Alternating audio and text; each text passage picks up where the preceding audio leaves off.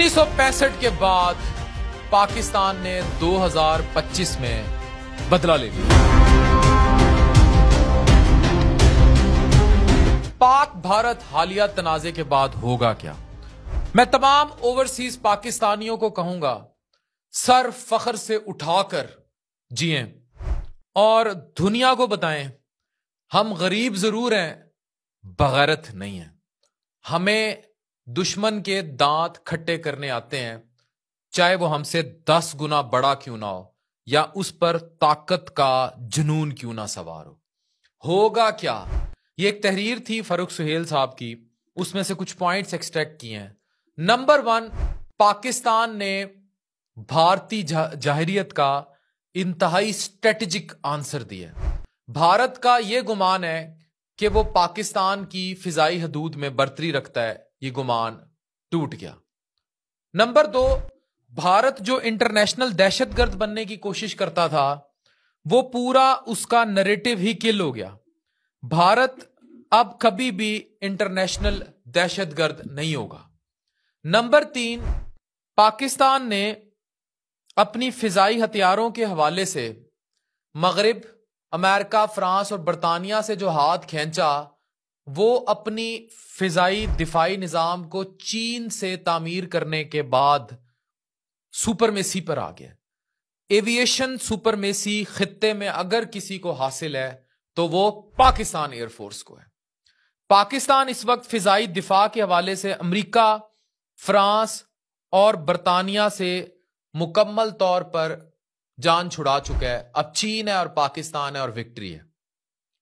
पाकिस्तान का मिसाइल निजाम भारत से बेहतर साबित हुआ है। This is N other victory. Number 6, Pakistan air force जो कि दुनिया में अपने प्रोफेशनलिज्म की वजह से जानी जाती थी, उनकी साख और मजबूत हुई है और पूरा इंटरनेशनल मीडिया और इंटरनेशनल एजेंसीज जो तज्जिए देती हैं फौज पर, वो पाकिस्तानी एयरफोर्स की तारीफ कर रही हैं। नंबर 7, भारत का जो गठजोड़ था, जिन भाई साहब के 400 ड्रोन छोड़े थे पूरे पाकिस्तान में, उनको झटका लगा है, उन्हें पता लग गया है कि हम एक डरपोक के साथ हैं। नंबर 8, चीनी दिफाई मसनूआत अपनी कारकर्दगी की वजह से मिलिट्री इंडस्ट्री में नुमाया मकाम बनाएंगी। इनके शेयर्स बढ़ गए हैं, इनका ग्राफ रेज हो गया है। अगला पॉइंट यह है, नंबर 9, रूस का नाकाबिले शिकस्त एंटी मिसाइल निजाम S-400 जो कि अमेरिका के लिए खुशखबरी है, उसको पेल डाला है पाकिस्तान ने। यानी बैक वक्त पाकिस्तान ने फ्रांस की बजाई है राफेल से।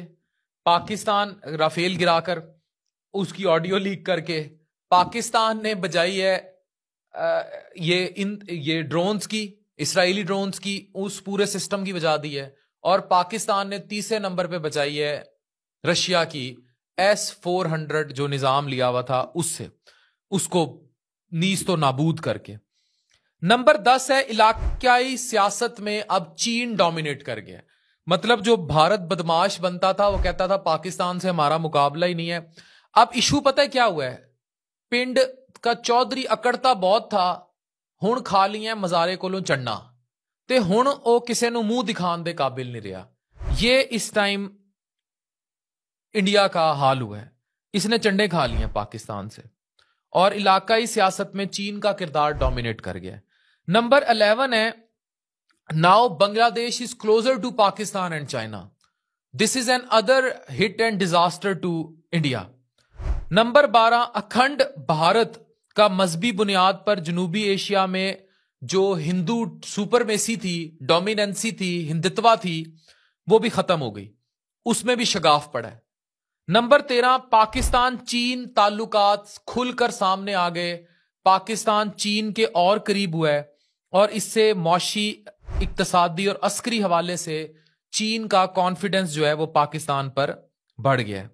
नंबर 14 यह है कि खलीजी रियासतें पाकिस्तान से मजीद ताल्लुकात मजबूत करने का आप सोचने पर मजबूर हो जाएंगी, बिकॉज उन्होंने पावर देख ली है और उनके पास इस लेवल की पावर और डिसिप्लिन आर्म फोर्सेस नहीं है। नंबर 15, दूर बैठे उस हजरत को जो मिडिल ईस्ट का बदमाश है, उसको भी नदामत का सामना करना पड़ा है। नंबर 16, मशरिक़ वस्ता में अवामी सतह पर अब खुशी है, मुस्लिम सुपरमेसी कायम हुई है पूरी। अब सऊदिया अरब, अमारात पाकिस्तानी पासपोर्ट की ज्यादा इज्जत करेंगे। नंबर 17, भारत में मोदी इज्म को शिकस्त हुई है। गोबर मोदी एक फिनोमिना है वहां नेगेटिविटी का, उसको शिकस्त हुई है।